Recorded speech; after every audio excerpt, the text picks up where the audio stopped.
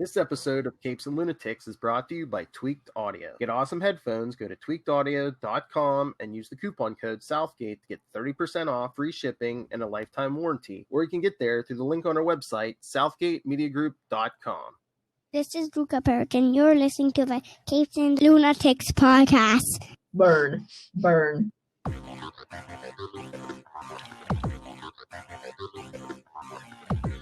Hello and welcome to another week of the Nightwing news. I am Phil. Joining me as always is...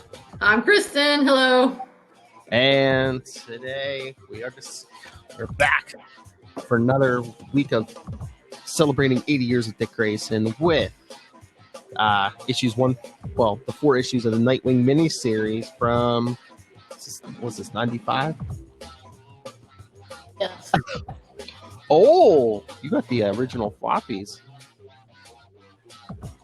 Yes, it's September, October, November, December 95. That's what I thought, because like next week when we get to Nightwing number 1, the ongoing, that was 96. Yep. So funny how that is. Mm-hmm. Yeah, I thought I remembered hearing something. I don't know if they were this miniseries or one like it was supposed to come earlier or something. Unless it was like more Titan-centric or something before they... I don't know. I don't know. I think actually, because since I have the floppies, there's a letter column in here. Mm-hmm. And they must have given some select people a preview of it. Oh. Is it the one in here? Maybe it's in the second one. But somebody, it might be in the version 2, mentions, oh, this Nightwing series is clearly for people who are more, it's like more of a Bat Nightwing series. Than, yeah.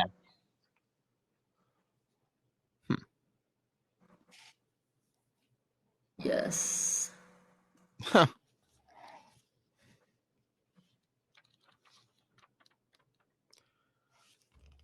I don't know. It's somewhere in here. Maybe as we're going through, I'll find it again. All right. Yeah, I was gonna say we want to get to this because there's really no new news except we said Nightwing's coming out. I think it's June. The next one will be coming out June 10th, I believe. We'll know when it gets. Yeah, we talked about Joker War. It's good not to count our Nightwings before they hatch. Oh yeah.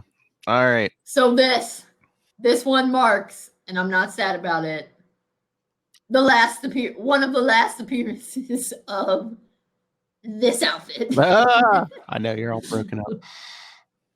No, I'm like, woo. I know.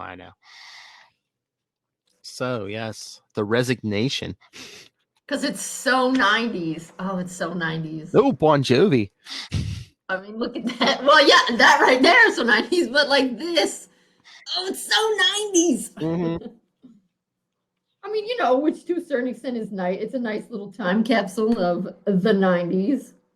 All right, I'm in the trade. In the original, did this guy holding the gun look like the Joker on the first page? Yeah, he does. And I thought that in a later version, where's one? Yeah, and then I thought in this picture, he really looks like a bargain basement Ra's al Ghul. Like, doesn't he kind of have a little? I think it's the collar and it's the style of his hair and the goatee. Yeah, it's very Ra's. I think they were. Also, that's like super 90s pose right above there. Yeah, because I mean, it opens up with Nightwing, standing on a rooftop, and there's a group of guys. One has a gun on a girl down in this alley.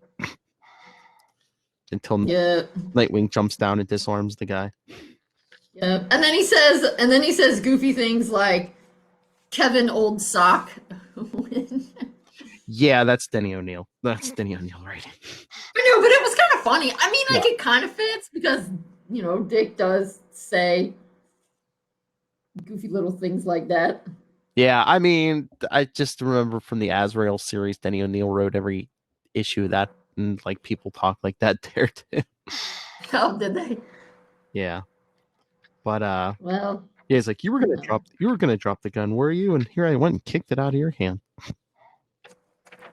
Yep. You Batman? No, he wouldn't be talking. He'd already wrapped you up. I know, like that was funny. Yeah, so he tells them to move away from the girl, and then he starts punching out these muscle heads.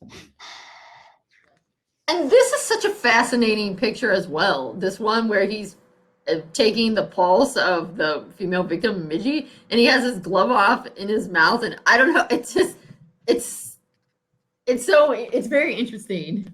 Mm-hmm. Just like with the rope in his hand. I don't know.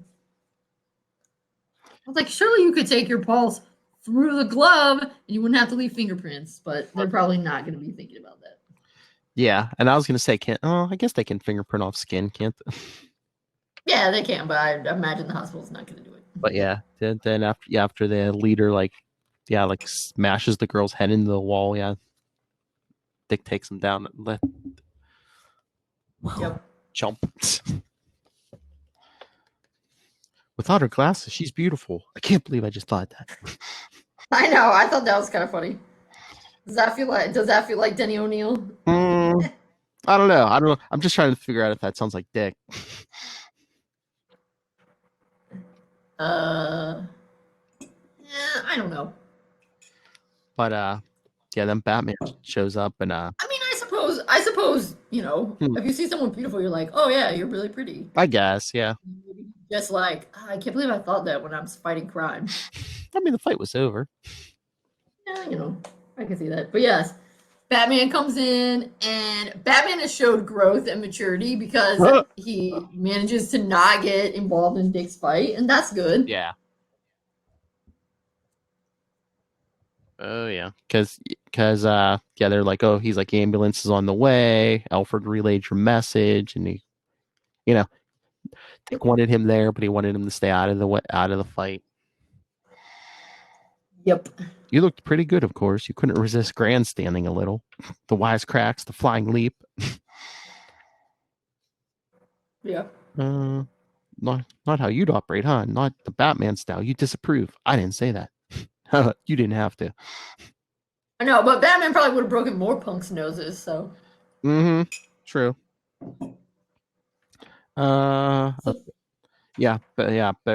Batman's like, every cop in town's been searching for Miggy Webster. How did you happen to find her? Cops didn't have time to be Dick's being the detective. Cops didn't have time to be thorough.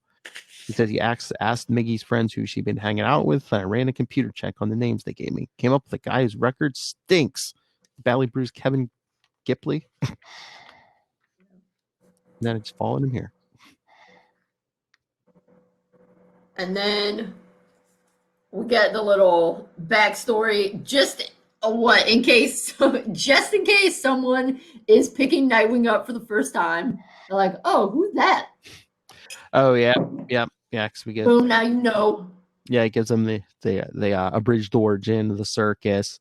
So is this accurate when he says, "I became Robin, history's first kid sidekick"? So in terms of comic books, yes.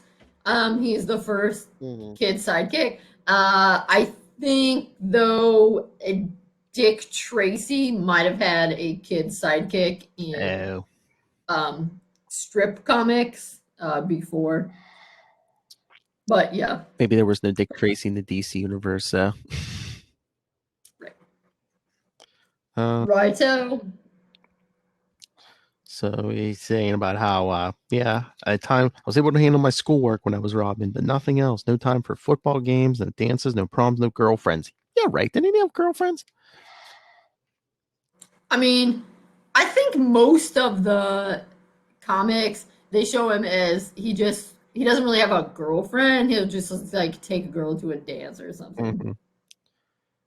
So, or it was very common in the golden age that there would be a girl that maybe Dick kind of liked, and the girl kind of Dick, but the girl was more in love with Robin, and so of course Dick had to look like a weenie, so she would never make the connection. And there's definitely a couple. I've definitely read at least 2 stories, I think, where the girl's like, "Well, Dick, you're nice, but dreamy eye look. You're no Robin. Yeah, that's the trope of So, superhero comics. Yes. mhm. Yeah, so I don't think he really in the comics he didn't really have in the actual timeline of the comics as they were written, he didn't really have a girlfriend until he got to college. Yeah. Because I would say Dick as being more of like a sexy guy did not happen until probably he was more like Titans. yeah. I mean, maybe a little in the 70s when he's with the Titans, but I mean, thankfully, they're not really super sexualizing him when he's underage. Yay! Wow, responsibility. Amazing. So he was, I mean, because, you know, about how dorky, you know, Burt Ward's Robin is in Batman 66, but I love it. And I mean, Robin kind of was that way in the comics. I mean, you know, he was very upright and square. Well, probably too. I mean, once he started dating Corey, women started noticing him. Oh, he has a hot girlfriend. He must have something going on. Yeah, and he had more time for girls when he went to college and stuff. What I want to know is where he was storing those shoes in the Nightwing outfit. Because those are pretty intense shoes right there. Well, I just want to know where he just put those in a pocket. I want to go know where he got the whole outfit at, because as he's stripping off his Nightwing shirt, I mean, you don't see that other shirt underneath. So I wonder, did he like bring Batman to this roof because he had his clothes stashed on this roof? Maybe. Yeah, probably he must have had his. That's what I'm thinking. Because otherwise, I mean, those shorts and that shirt are tight. Yeah. You could have packed those somewhere on the suit, but not those shoes. No. But yeah, he was saying, where was Dick Grayson? Also, he later has a gym bag. So yeah, he must have hid it behind this gargoyle. Yeah. He's like, yeah, where was Dick Grayson? But then I eventually cut loose. I cut loose from you. No, Bruce cut you loose. Right, but... Oh my lord, but he said, then I adopted the identity of Nightwing, a bargain basement version of Batman. How dare you, Denny O'Neil?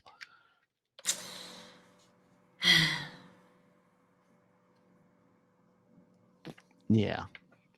Boo. I mean, seriously. Well, Dick's in a bad place right now. I guess, but you know what? Forget you, Denny O'Neil.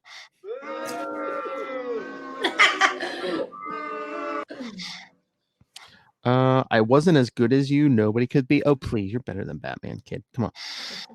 He's in a bad place right now. I know. I never felt it was good enough, but a few months ago, or a few, two episodes ago, you asked me to beat you for a while. I put on the Keep and Cow. They show him punching Killer Croc.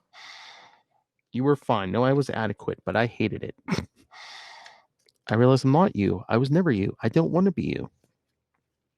You saw me rescue Miggy Webster, so you know I'm not doing this because I'm weak, clumsy, or stupid. Yeah, that is kind of like, what? But I think that works well. This works following Prodigal. Yeah, I guess. And his issues kind of going on there. I feel like some of this stuff in the first issue. Yeah. You kind of need to know he wasn't. Yeah. Yeah. So yeah. I mean, it's also a common thing. I mean, what is it they sometimes say about comics? Because you've got the same character and you just keep producing. I mean, there's only a certain amount of growth they're allowed to have because. Yeah, especially stuff people got characters from Marvel and DC. Yeah, you can only go so far. Yeah, so I feel like they have to keep cycling through. A big thing for a lot of the Robins is now that I'm not the kid's sidekick, am I good enough to be on my own? Am I just like a half-cocked Batman? Whatever. Oh, I'm having a crisis of confidence. I mean, you can milk that many, many times. So they do. Yeah. But I just love it. Becoming Nightwing, that was one of those crisis of confidences. And I have to be like, oh, my minister at my wedding got incinerated. And so my girlfriend and I didn't get married. I'm in a bad place. Two-Face. Okay. I'm still in a bad place. oh, I'm gonna, succeed, but then suddenly I'm gonna be in a kind of bad place because I'm gonna be all like, oh, is Bruce sending me away to Bloodhaven to get rid of me? Oh, is it that? I'm in a bad place. Rinse and repeat. Yeah. So yeah, he's basically quitting because he hands the suit to Batman and he says, "What should I do with it? Put it in a trophy case." Oh, is that like a burn, but just like a whole, like a crack about Jason, maybe just like, here, put this one in a case. I'm still alive, but here, put it in a case. Burn, maybe. Give it to Salvation Army. Yeah, probably not that. Burn it. I'd be like, see. I mean, yeah, kind of. It's atrocious. Well, honestly, Bruce be like, it's Nomex. It won't burn. I mean, yes, probably. Why don't you just throw it down into one of the holes in the cave? Well, actually, we find out years later they just stash it away somewhere because then he wears it during Infinite Crisis. Oh yeah, and then like the whole Rick Grayson thing, when those cops wear the different suits, doesn't he have like them all stashed down in like a secret head in a trophy case? Yeah. So yeah. Okay. So now Dick. So then he goes to visit Midgie. How did you pronounce it? Miggy. Miggy? Yeah, that seems. I guess. Yeah. So yeah, he goes to see her at the hospital. Oh, see. Yeah. Oh, see. I didn't notice this though before, but just recently I've noticed this. So like the mother's there in the hospital with her. The mother's on crutches. Yeah. I didn't notice that before. Yeah. So warning sign. And she's in the she's in the boot. Yeah. So yeah, he's asking. And I just found it interesting. Probably he didn't really mean a lot by it, but I find it interesting that she introduces herself as Mrs. William Webster. I mean, by the 90s, not that many women were introducing themselves as Mrs. husband's first name. But I mean, they'd be like, "I'm Mrs. Sue Webster." Or something. Well, I think this is another sign too, saying that he's on the crutches. Yeah, what we find out at the end. Yeah. I think so. Yeah, I think so. Better say you're Mrs. William Woods. Right. Yeah, that's what I'm saying. That So yeah, Daddy walks in and shakes Dick's hand and thanks him because Dick's like, "Oh, I found you in the alley and called the paramedics." Yeah.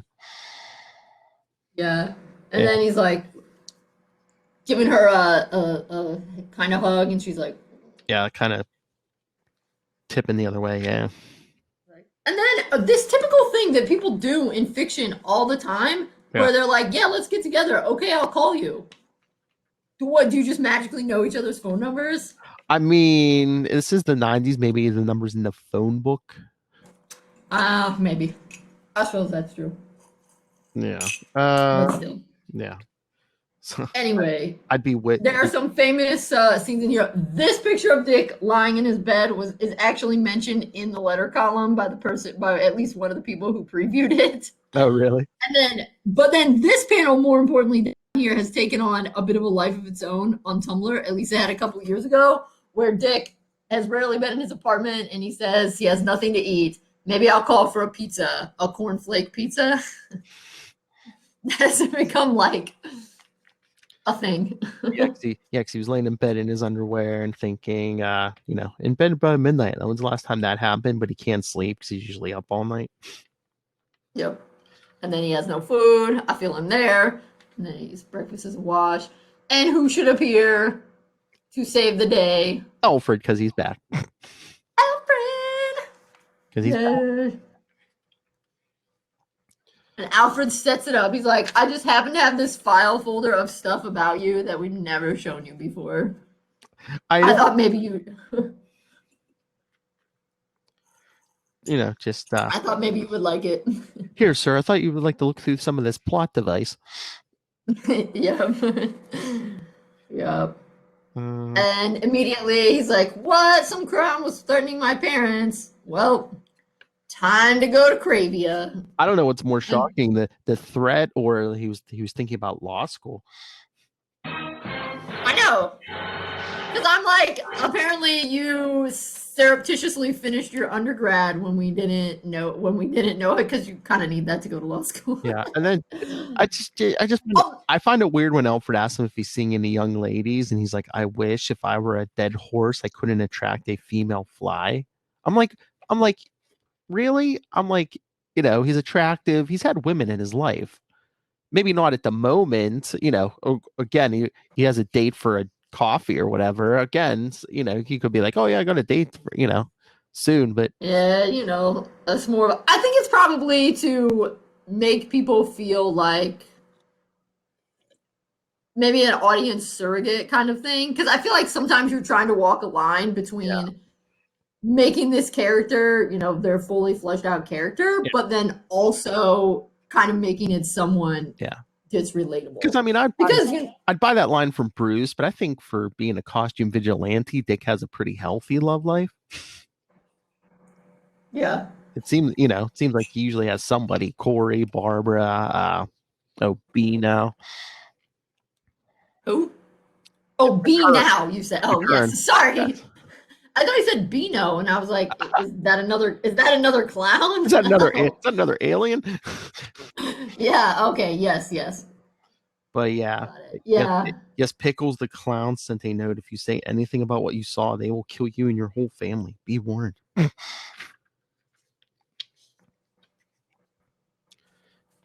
Because yes, I guess the circus toured Cravia from June 11th to the 25th of that year. Yep. And yeah, Alfred's like, Master Bruce can begin an investigation. No, this has nothing to do with Batman. This is mine. Then we go to Cravia. Sketchy dude who looks like an Atlantic City reject. What? I said that a guy looks like some Atlantic City reject. Oh, I mean, well, yeah. Dick calls I don't know what Dick thinks he's going to get by calling the embassy. Well, I mean, certain countries. And Prince Ballsick is like, we knew Grayson, would think about this, but we should have tied off that loose end 15 years ago. Yeah. But yeah, so he brings in this good old boy. Oh, good Lord. Good old Bernie. That's what I said. He's like an Atlantic City reject. Yes, this is a Denny O'Neil book, yes. My intelligence service says you are a superb killer. They say I'm the best, and you know what? I ain't arguing. So, yeah, he's like, the prince is like, I find this hard to believe. Oh, yeah? What about that guy in the room? This guy important to you? Budolf? I know. And I was like, dang. He's a competent secretary, nothing more, so he uses the death touch on him. I know. It's rude, but that's how you know he's real. Yes. You could be of use to me. Your first assignment is an American, Richard Grayson of Gotham City. So, then mostly I want us to focus on this page, which is one of the most 90s pages in comics I've ever seen in my entire life. So whose outfit is better? And I use better in quotes, better. I know, they're both everyone's outfit on this page is so terrible. I mean, Dick's got that. His arm is so weirdly hairy. I know. He's got the white shirt with the polka dots, and then Mickey looks like she was like right in Poison Ivy's closet. Poison Ivy's closet dressed with fur, so not Poison Ivy's closet. Or like Talia or something. She looks a little like Talia. Oh, it's so bad. But yeah, so she kissed. But then there's this big thing that I was a little sad looking back, that I guess because he's distracted by Cravia, but it's like I really feel like Dick kind of should have picked up on this, because he just met Midgie and she's like, let's keep hanging out, I could wait with you in your apartment, and then she kisses him. It's like clearly it's actually in the second one, I think, where she says something that's even more obvious. I don't know. Maybe. I mean, at that point, she just wants to go back to his apartment. Maybe he just thinks she's, I don't know, easy. I don't know. Yeah, I think it's actually in number 2 where she offers Yes, it's actually number 2 where she offers to clean his apartment. Yeah. I like no one does that. That's a big like That's not first date behavior. yeah, something's up here. But okay, yeah. oh yeah, but before we go on to the next one, I just want to read from Jim Kelly's letter in this Okay. column. He mentions la la la, I like this book, but the killer page was the one of Dick lying in bed in his shorts. If Greg and Mike ever get a bunch of wingnuts with their checkbooks in one room, I would guess the auction for that original art would be wild. And you could count me in as one of those wingnuts. Oh, jeez. Oh, good Lord. So yes. But yeah, so yeah, at the end of the first issue, Dick and Miggy are walking away, and then good old Bernie comes up to Mr. Grayson. Wait up, I've got something you're gonna find touching. Yes, and this one, which is actually what I really think of when I think of that outfit. I think his pants have changed color though. I think in the first issue they actually looked more like purple pants. Now they are just jeans. Yeah, or they're almost like gray in the first one. Now they're blue, and like he's really urkling it up. I mean, look how over his belly button. You know it. We're so terrible. I mean, I'm pretty sure we're not supposed to read this comic as a fashion critique, but man, the 90s had some suspect things. I know. But yeah, good old Bernie's running up, and Dick's like, I don't recognize this guy. Do I know him? Is he going to try to ask me for money, try to sell me something? Because then this picture of Mickey's outfit. Yep. I love it. Yes, and then that's where she interrupts and she says, I can make dinner, clean your apartment. Yes, that's unusual. Yes. And I'll forgive Dick because of Cravia and because also, obviously, this is for the plot. But I feel like that should have rang a bell in his trained detective mind that something is a little off here, and I don't know too many. I don't think I know any women. Not that I've surveyed all the women, but I don't know too many women that they're so into a guy's apartment. No one wants to do that. Not on the first date, no. Yeah, I think it's going to take a lot of dates before you get to that point. Exactly. Oh, yeah. Also, Dick's ridiculous shoes in this one. Okay. Are those like loafers? Yes. Yes. Yeah, so he says, he says he's going to take Miggy home, and then, yeah, ask good old Bernie, can I get a rain check? Sure. Can get you later. You could take that straight to the bank. Right, and the other thing, when Mickey's like, can you stay for dinner, too? Mm-hmm. It's like, dude, alarm bells. But yeah, because good old Bernie calls the prince. He's like, is Grayson dead? Not yet, but you can bet we wait for him in his apartment. And then Dick says he has some kind of mirror. He can see it reflected. Boom. Yeah. He gets into a fight. When he gets home, yeah, he sees the luminous watch dial reflecting in the mirror. And then they have a fight. Yeah, and then of course they're getting again about how, a little lack of confidence. The kick's okay. It's not perfect. It's a long way from perfect. Well, this is weird. It's something Denny O'Neil did in the Azrael series, which kind of made sense, but it's like, oh, Dick's like, oh, my timing's off because I'm not wearing a costume. It's like, really? Like Azrael, like he was programmed from birth to be an assassin. I guess part of the programming was like if he was wearing a costume, like it really unlocked his fighting skills. But that should have no impact on Dick, should it? You know what he should have said? He should have said, I'm a little bit off because I don't want to ruin this amazing outfit. Oh, they're going to say these damn loafers are throwing off my balance. Yeah, this polka dot shirt, I don't want to get it ripped. I'd have been like, oh, legit concern. I don't get this lizard's blood all over my polka dots. Exactly. Do you know how hard it is to get blood out of polka dots? So hard. And when he's throwing a pretty decent kick because you see all those bats flying around when he does. Right, yeah. How did they get in there? Dang. Just like the first issue. But yeah, good old Bernie jumps out the window, breaks the window. Breaks out the window, yeah, runs down a rope. Yeah, because he had a rope. He had a rope waiting. Bruce himself has used this one, so have I. And a motorcycle with the engine already running. Yep. So you know this guy's a pro. Mm-hmm. And Dick feels like King Doofus. But good old Bernie dropped his cellular telephone. Yeah, look at that. Look at that, kids. Look at how big cellular phones were in 1995. Yep, so he picks it up and hits the redial button, and State House of the Duchy of Cravia. And he's like, Cravia? This can't be a coincidence. Yeah, and he's right. It's not. Then we get, what's up with this random dude calling the Duke his son? That's weird. Yep. If he's that guy's dad, shouldn't he be the Duke? That's how hereditary monarchy works. And he's like, why did you try to kill the Grayson boy? Because he should be killed, and that is, I say so. That is reason enough. So he puts his father in protective detention, which we find out later is not very nice. Well, he points to the scars on his face and like, I am exactly what you made me, inside and out. But then back to Batcave.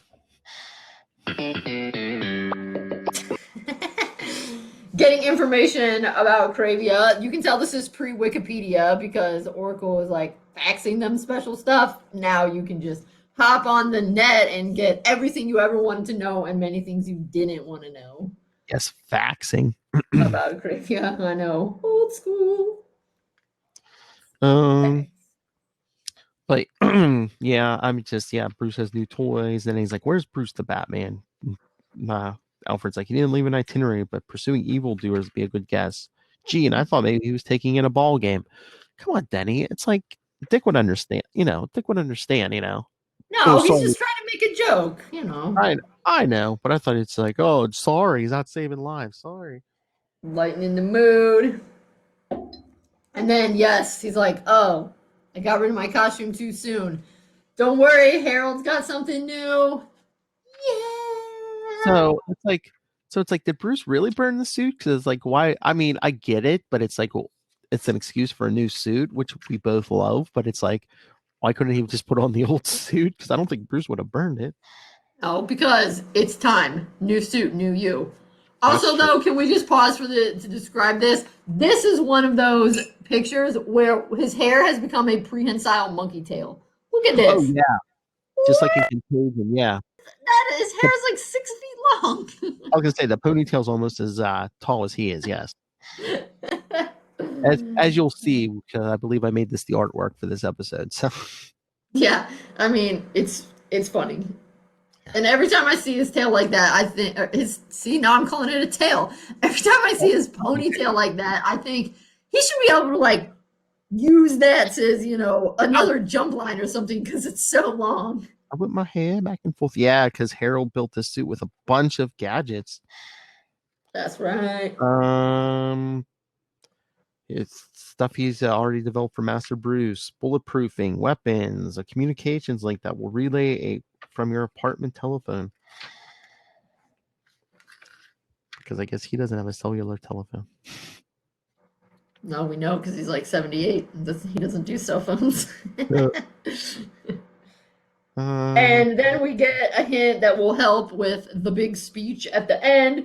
He's talking about how, I like old times where we were just chilling as opposed to Batmaning.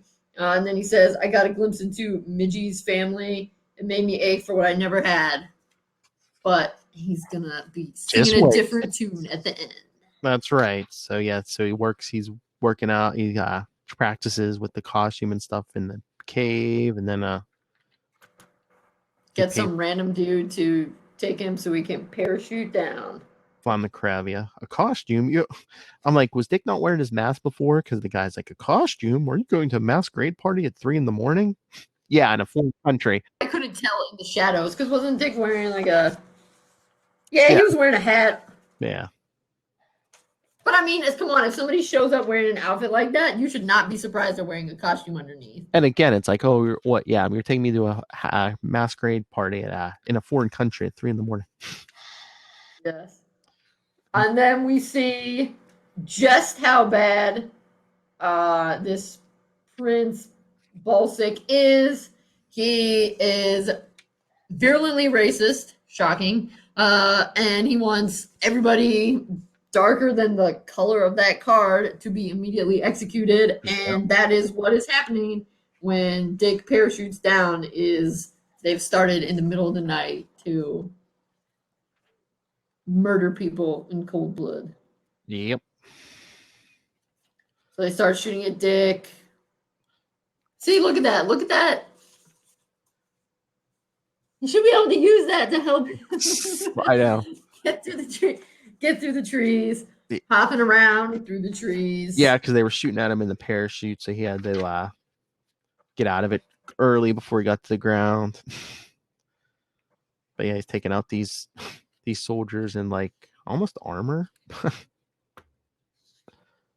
Man being shot at gets old real fast. When I was Robin, I certainly would have said something snappy here, like lights out as he hits the guy with a flashlight. Heck yeah. I don't do that anymore. Yes, you do. But yeah, all the gunfire alerts more soldiers. They're surrounding him as he gets a call from his apartment phone. Miggy, pick up Dick. I'm in terrible trouble. They're like, dun, dun, dun. Yes, that's continued. Then part 3. We see Dick still surrounded. I guess Miggy must have hung up because as he's fighting these troops, he calls back. And Miggy says, he's in a rage, Dick. Who is? We hear a voice. Who are you talking to, you little slut? A man's voice. Miggy, please don't hit me. Sure. Miggy, please don't hit me. And then the line goes dead. So Dick's about to call back again, but he hears a scream. And again, sees more victims of this ethnic cleansing, so he's more fighting with soldiers.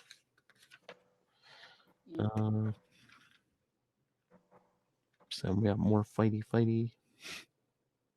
Are you in part 3 now? Yeah. Oh yeah, this is part 3. Yep, because I'm in part 3. Look at that ponytail. Yeah, it looks like he almost looks like he hit the guy on the one page with it.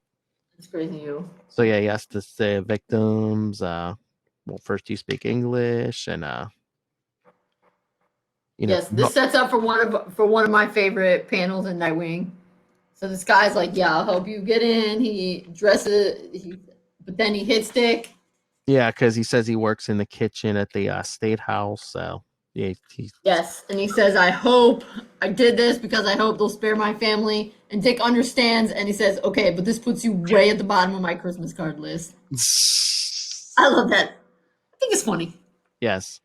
I think it's a very Dick Grayson thing to say, and it's also very understanding because he's probably really mad that the guy did that, but also you got to understand this dude just almost got ethnically cleansed. He almost got straight up murdered, and so he's hoping maybe this will save my family. Oh yeah, this guy rolls by fear. Yeah. It's hard to be mad at a guy for doing that. Yeah. But at the same time, you're still a little annoyed. So I think being banished to the bottom of the Christmas card list is the appropriate response. Yes. But yeah, so Dick wakes up, he's tied to a chair, and the prince takes off his mask. Of course he does. And the prince is like, who is this dude? I have no idea. Which, that makes sense, and that's also one of the things why it's, whatever, it is what it is. But one of the reasons why it's ridiculous sometimes that Bruce Wayne is Batman, because so many people are going to recognize him because he's famous.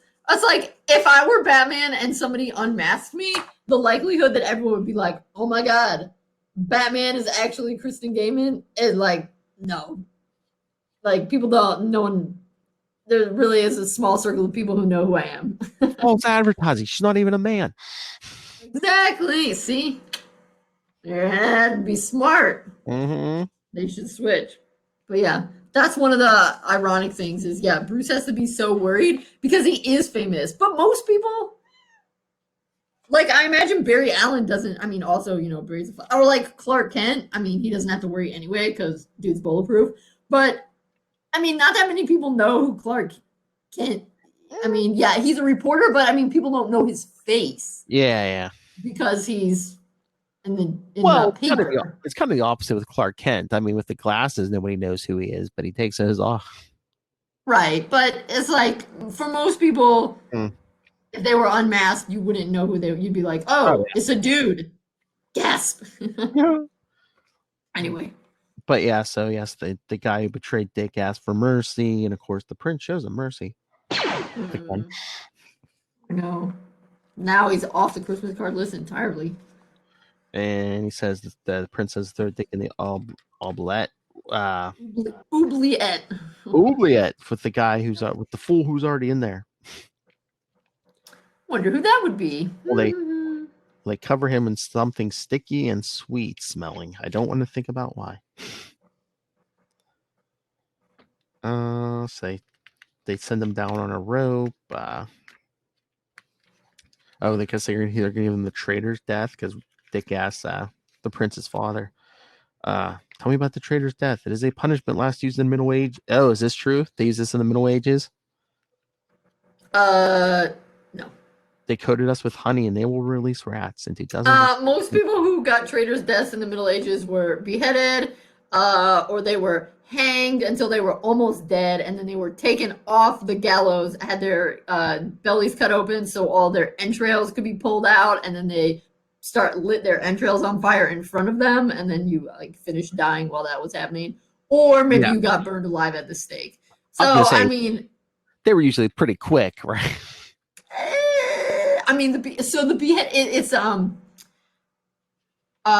was for elite people, nobles and stuff. So your social class played into it a lot. But this is more like a Batman 66 death. It's just like, here, let me put you in a death trap and leave the room so you have time to escape. Yeah, I mean, it sounds really, really horrific, but I don't know yeah, sure. Is it possible it happened? Yeah, all kinds of things are possible, but yeah, we don't really read too much about. I mean, these oubliettes, that's how I know how to pronounce it. It's comes from the French word for forget. I mean, yeah, it is like a tunnel that you would just maybe drop people down in there and forget about them. But yeah, I don't know as necessarily. It actually seems like a very Edgar Allan Poe version of the Middle Ages, kind of like The Pit and the Pendulum, where the guy's worried about the rats. Rats are creepy. What do you mean? But yeah, Dick tells the old guy to pull the knife out of his glove and cut him loose because the idiot's going to search him. They are rank amateurs. Yep. So Dick takes the rope they lowered him down on and starts climbing up so he can pull the guy up. So he's asking about the Haley Circus years ago. And the old guy says, yes, I will go to hell for my part in it. He's talking about when the prince was young and horribly scarred. The father died when he was 6, and according to our laws, he became Kravia's sole ruler, an insanely brutal tyrant, according to our customs.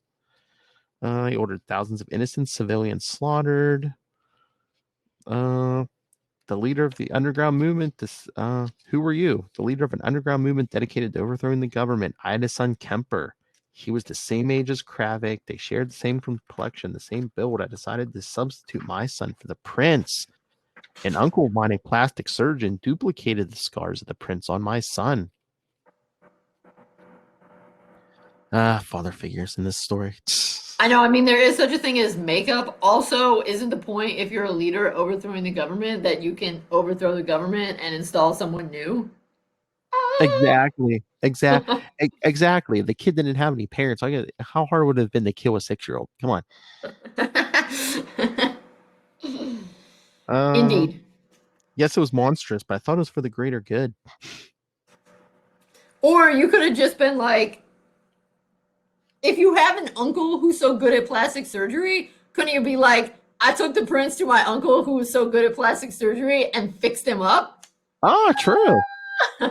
True, but he still might have, at that point, he still might have been an evil kid.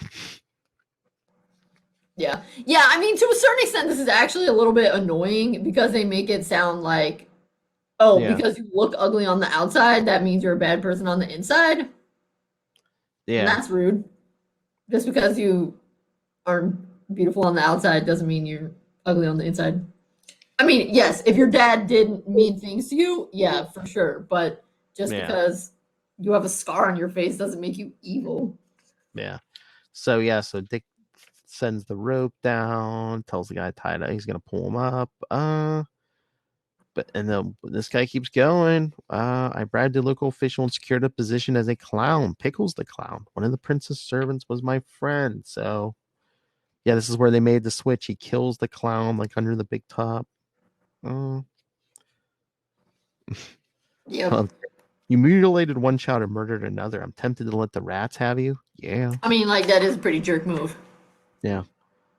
When I finished, I looked up and saw two performers above. I recognized as the Flying Graysons. Oh.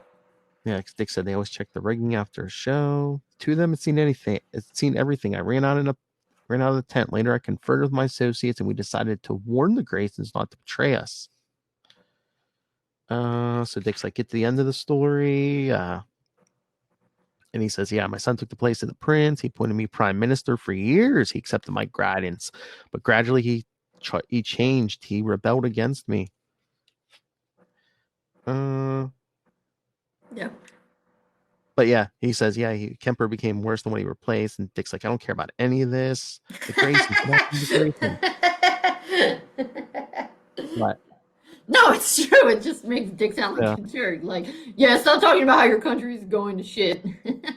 Yeah. Quit talking about all the thousands getting murdered right now. Yeah. Tell me about my parents. But he says, yeah, they had no choice with the Graysons, and Dick's like, yeah, you didn't. Maybe I don't either. He starts cutting the rope. But then even Dick's like, no. Like, just kidding. But then a guard comes. He's looking. He's looking into the grate, and Dick reaches up and punches him.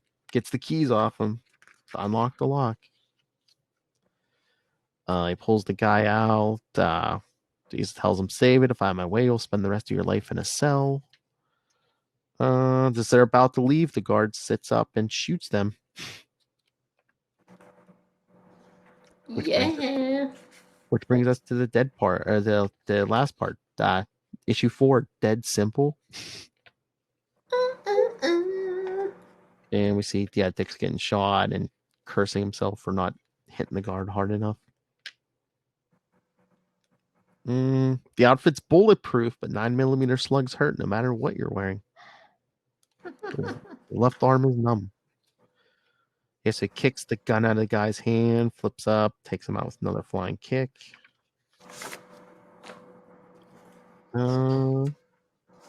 He's thinking about tossing the guy down the oubliette, but there's thousands of hungry rats. Nobody deserves that. He does deserve one more. They need to get out of the country. Yep. Because this is, and that seems fair, this is more than something that Dick can stop on his own. Mm-hmm. Yeah, that just seems weird. I mean, I get it. It's realistic that you couldn't like overthrow a country in like, in a couple hours or something, but it's just like, they just like leave the kid in power. I know. It kind of seems like, I feel like in a lot of other comics you would go and like beat him up and, tie him up and say, yeah, this guy's a bad person. Stop doing that. Yeah, it'd almost be like, Dick would like kidnap the kid to America where he'd be charged with like war crimes or something. Yeah. Or like he would meet in the oubliette, like his secret younger brother who is a good person. And so they're like, let's just overthrow this guy and pop in this new one or something. Exactly. So, I mean, I suppose it's, a little better that. Yeah. So Dick and the old man just escape again. We don't get any. Again, this is so weird. It's like the prince like doesn't get like his comeuppance, does he? I suppose we're supposed to figure. Yes, I mean this is actually placing a lot of hope in our international geopolitical system because I think we're just supposed to assume that as soon as they get to the United States and the old prime minister is like, yeah, this is what this guy's doing, that everybody will like run in and stop it. Oh yeah. But it's just so weird. I mean, for a superhero comic, it's like Dick doesn't even like slug the guy on his way out or anything. They just like escape and head for America. Yeah. At least one punch. Like I said, and I think unfortunately it might be placing a little too much. Yeah. Because wasn't there ethnic cleansing going on in the 90s? And people were like, hey, there's ethnic cleansing going on. And the world did not do enough to stop it. There's no oil there. Who cares? Ooh. Well, that's what I'm saying. That's the mentality of a lot of these people. It's just right. So yes. It would have been nice to see Dick, at least tie up this jerk face prince and or or tie him to a tree and let those brown people he was shooting come at him. Yeah, but you know that they can't do that. Yeah, that's not the code. I know. Well, that might be Wonder Woman's code. Oh, there you go. Did that happen one time? That would be a nice little ending at the end. Just be like, oh yeah, Superman visited this country. It took this guy away. Yeah, really. Yeah, so Dick and the old man, charter another plane, fly to America, where the old man gets taken to the hospital. It's like, how long was the trip from Kravia to America? You know, it had to be a couple hours. So the guy was just like bleeding out in the plane. Yeah, I don't know. Maybe they chartered a Concorde jet or something. No, or it's just like, maybe it's like a small little I know. Well, maybe Kravia is not in Europe, or maybe Kravia is like down in South America or something. I mean, even though maybe it's a tiny island in the Caribbean that's only like 4 hours away.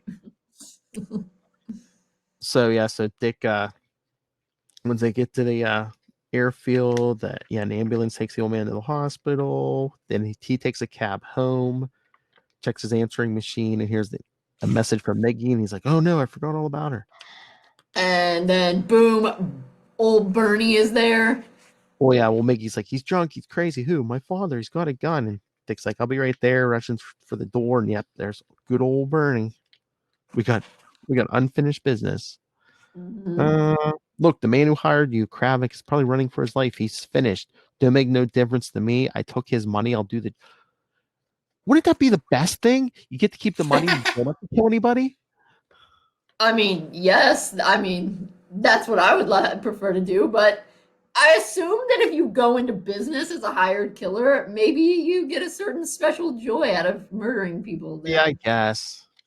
But they even tells him, fine, you want to fight me, I'll meet you later, but not now. Good old Bernie says, no deal. You took me by surprise last time. I wasn't expecting a snot like you to be a scrapper.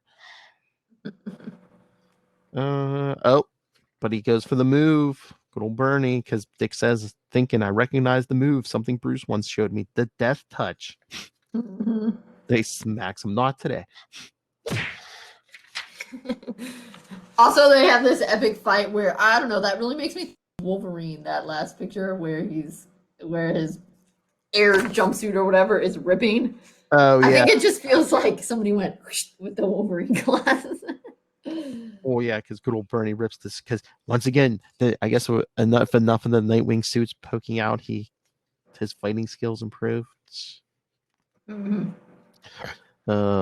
So yeah, he knocks out good old Bernie, and then takes off the overalls, puts on a pair of street clothes over his suit, and hey, look, like you'd think you would take the suit off.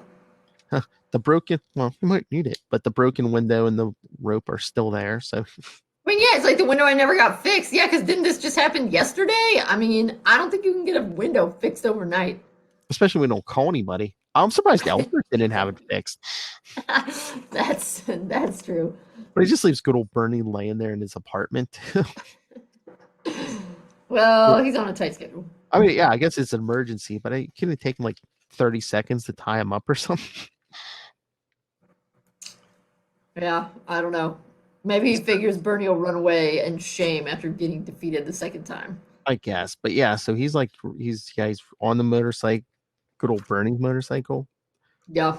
Calling Maggie, and she's like, he's been like this for years, and lately he's gotten worse. That's why I hired those men to kidnap me. Mm-hmm.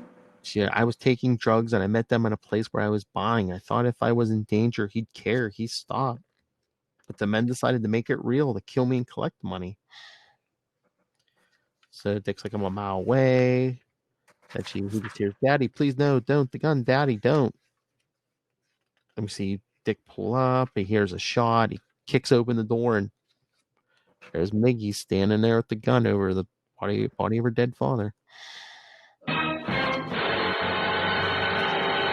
So beaten up.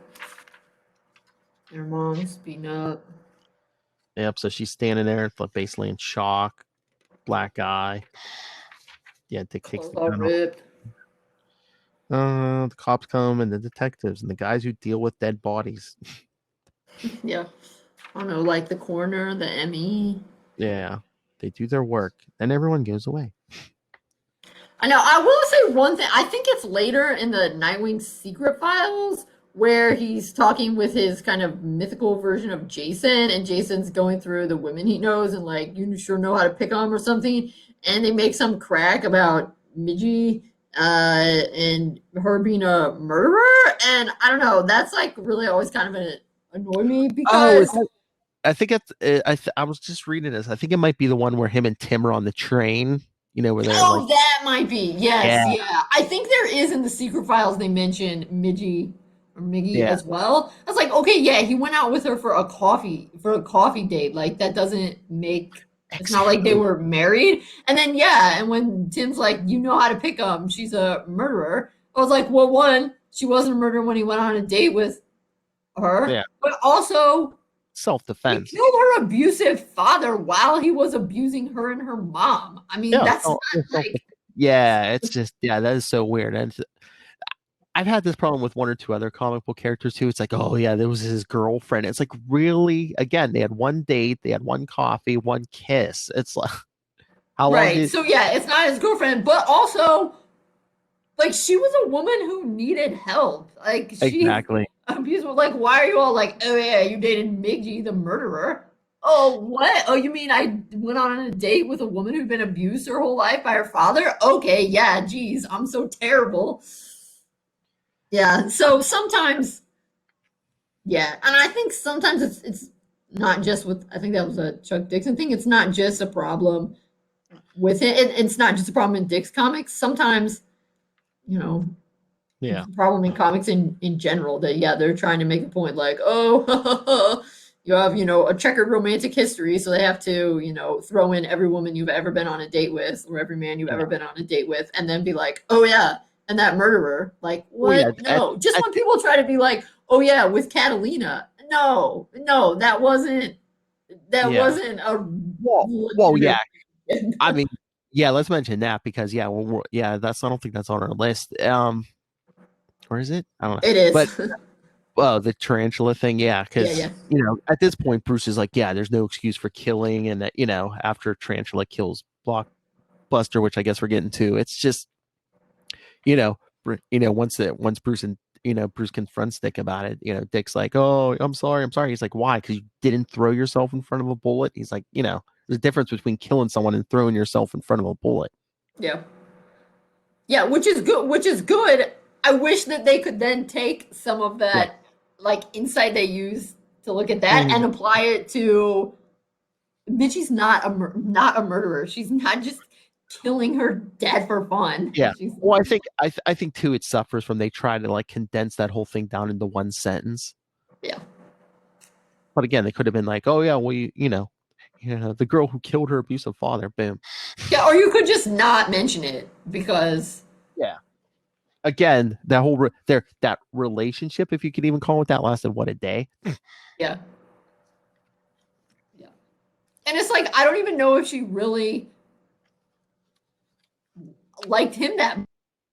Nick says, I thought she was infatuated with me, that's why she wanted to go to my apartment, but really she just didn't want to go home. Yeah, she just wanted to be safe. Yeah. So this thing finishes up with Dick going to the hospital to see the old man, Von Cart. He's like, you never finished telling me about the Graysons. And he's like, no, we did not murder them. Oh, I won't lie to you. We were considering it when we read they died in a circus accident. So Dick's parents were almost double murdered. Would you have done it? Killed them? I think not. No, they were innocent. You are their son, young Richard. I know you hide behind a mask, but it is you. The doc don't worry. The doctors say I will be dead within a week. That's tidy.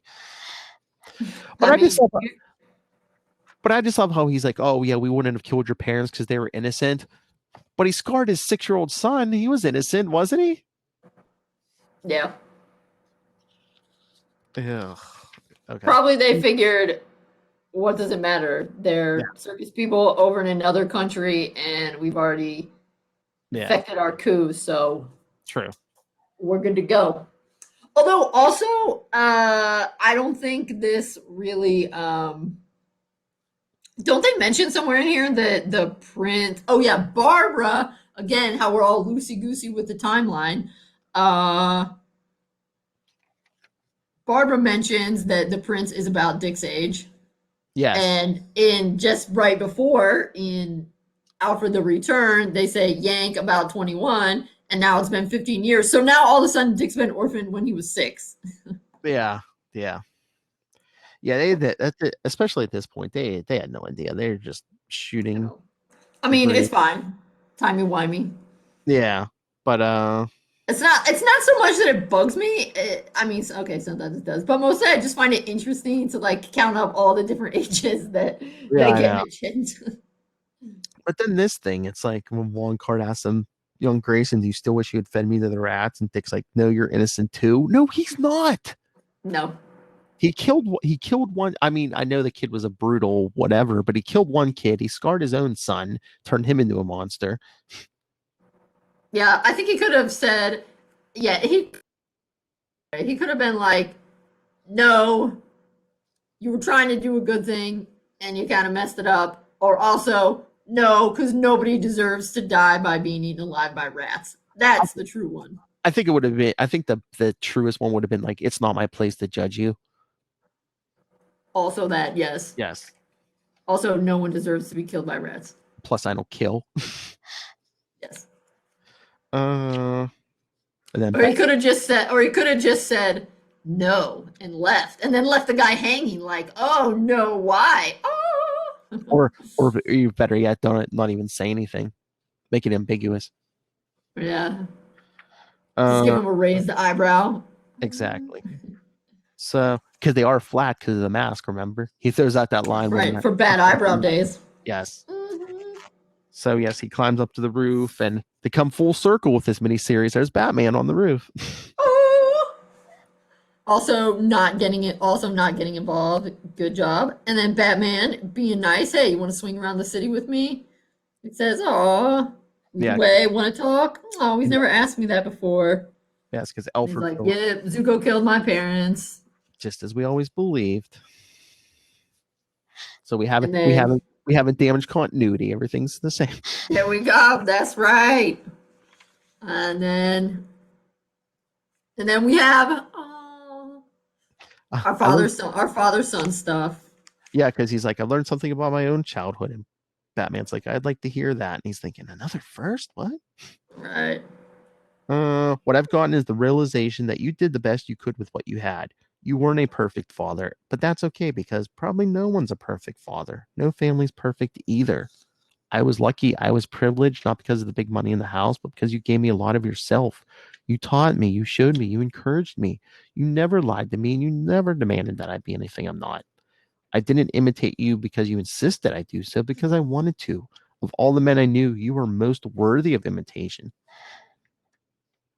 Then I blamed you for letting me be who I was. Pretty dumb.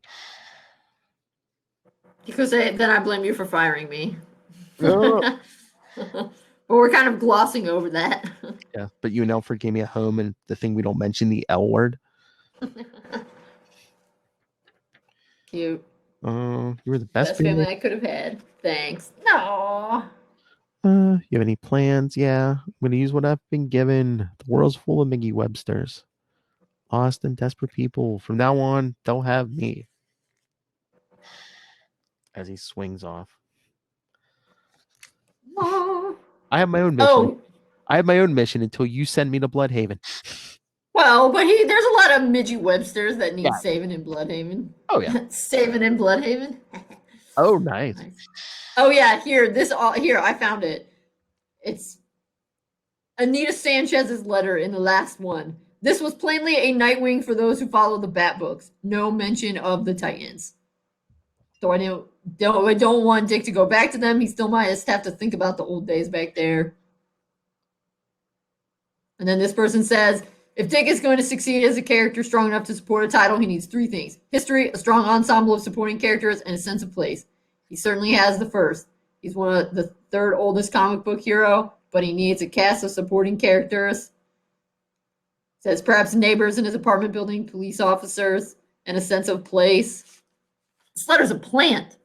It's like they told Anita everything they were going to do and had her write a letter about it. Yeah, I wonder if they didn't mention any Titans, because then a lot of the series was him like on his own, and they would have had to go into an explanation of like why he didn't go to any of the Titans for help, and this and that. But no, I like it because I think she hit the nail on the head, and that's one of the big things that has been, I think, really obvious about the character of Nightwing pretty much since Prodigal, is that Nightwing has become more of a Bat character. Yes. And I think that's partially because, so Dick became Nightwing because New Teen Titans was the most popular book, and they needed, since it was the most popular book, they could get Dick for their book and do new and different things. But I think by the 90s, Batman was more popular, and so Dick worked. So they moved him over to the Batman, and now Batman is ridiculously popular and really probably has been since about 89 or so with the movies. So it makes sense to keep a lot of the Bat characters in the sort of Bat bubble. Yep, he was number 1. Yeah, because I feel like, after Dick went back to the Batfold and got his own series, his series was very much a Batman grounded series, and then the Titan stuff was always second. He had his thing, but the Teen Titans books were always just coming in sometimes, popping in and out kind of stuff. And that, I think, is really why Dick and Tim are so much closer than Dick ever got with Jason. I mean, obviously they went through all the stuff of, this is how we, introduce Tim, and Dick is a big part of Tim's introduction, yada, yada, yada. But Dick moved, pretty early on in Tim's career, Dick moved back into the Bat books. So he was more around to do stuff with Tim, as opposed to, he was much more of a Titan. He was a Titans character. They also didn't have a Bat family of books in the 80s either. Yeah. Anyway, there we go. So now he's in the awesome Finger Stripes costume. We just got to get rid of that bad hair. Yes. And as we were talking before we jumped on here, yes, the next episode starts his ongoing series. Yes, by Dixon and Scott McDaniel. So yes, next episode will be issues 1 through 3, and also issue 6. That's the one where Tim comes to town. Yeah. Oh yeah. And then follow that with the episode after, which will be issue 8 and 10 and 11. Okay. And then the episode after that will be issues 13 through 15. That's the one where Batman comes to town, and annual number 1.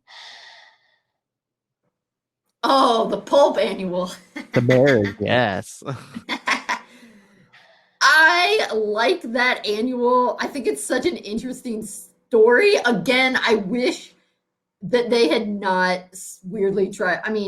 It's not that big of a deal, but I think in some later things, people try to talk about it and incorporate it as like an actual canon. And I think it works much better as an Elseworlds, as like a themed story. Because the theme was it's a pulp story. And so Yeah. I think it was, you know, like a pulp cover, but also a pulp fiction kind of story inside it. I mean, it works the way they.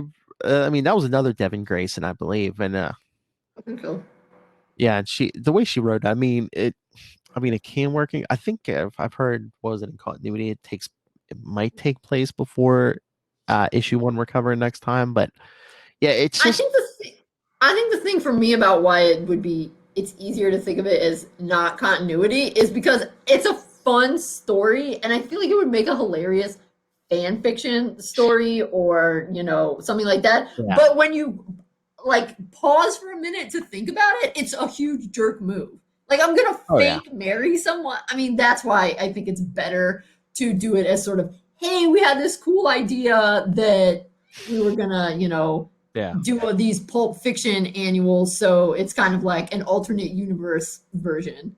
That's why I think, because there's things about the issue that are weird, but we'll get there. But yeah, I've got some really good stuff coming up. Mm-hmm. I love this era, starting with it. It's my cat mustache. Cat stash. All right. Anything else on this? Nope. All right. So yes, people, you have your homework. And I think I've said before, the complete list of what we're covering is on the Facebook page. So go check that out, because yes, next episode, this is episode 42. Next one will be 43. Yeah. So for the rest of the year, we're going to episode 71 for this 80th anniversary list. So plenty of time to check in. So check the list, read, send us feedback. Email us, capesandlunatics@gmail.com. Call the voicemail, 614-382-2737. That's 614-38-CAPES. And like I said, follow Nightwing News on Facebook, on Twitter. Follow everything. You can watch us do this. You can watch the video on the Capes and Lunatics YouTube channel. Find the link to all of that all in one place. That's Linktree, linktr.ee/capesandlunatics. And remember to support the sponsors: Tweaked Audio, Hunt a Killer, Pod Life, the first volume of Pod Life, the books. The second one is in the works. When you're buying books, go buy Dick Grayson, Boy Wonder. I fill the whole screen. See, if you're a fan of Dick Grayson, you must buy this book. And you can find that and Pod Life and pretty much anything these days on Amazon. And when you do, use the link below for Southgate Media Group. Helps. These do cost money to put up, so send some money to the company and that madman Rob Southgate himself. Go back and look at my history, and you will find out I am right so much more often than I'm wrong. Mark my words. Madman. All right. So you're not plugging, I know, because I just did your plug. Yep. I feel like Dr. Evil over here, though. I'm sitting here petting my cat. Freaking sharks are freaking laser beams. All right. So thank you for joining us. Come back next time, like we said. Start the first ongoing series with Nightwings 1 through 3 and issue 6. And again, go pick up Dick Grayson, Boy Wonder. Don't judge her because she uses a cat as a mustache. This book is good. But that's awesome. That stash so fast. Makes me look like Mario from the Nintendo. Mario. So yes, I cannot wait. This is like one of my favorite eras, the ongoing series, first ongoing series. All right, join us next time. Same wing time. Same wing time. Same wing channel. Nightwing News. Keep flying, Graysons.